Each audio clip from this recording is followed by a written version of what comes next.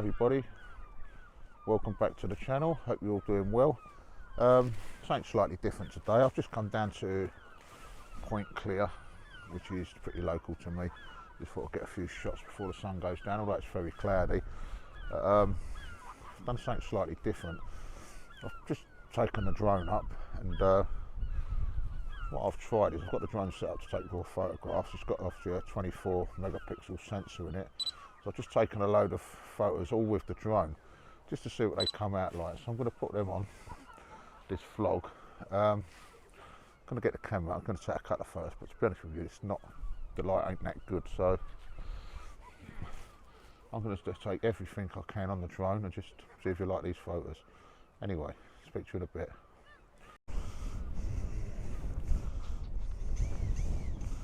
Take off.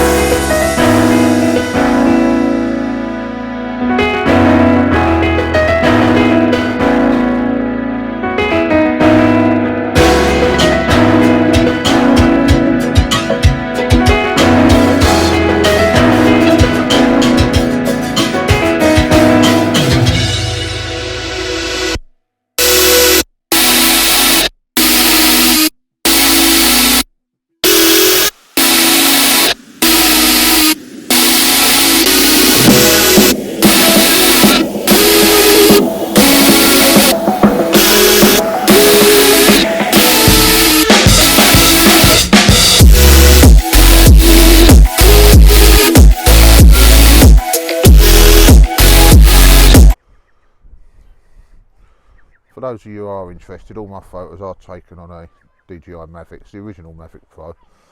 I've had this drone for quite a few years now, but it takes a lovely video, lovely photos too, so that's basically what I use. No point in upgrading because this works fine. I've got a few batteries, car charger and bits, and does everything I need it to.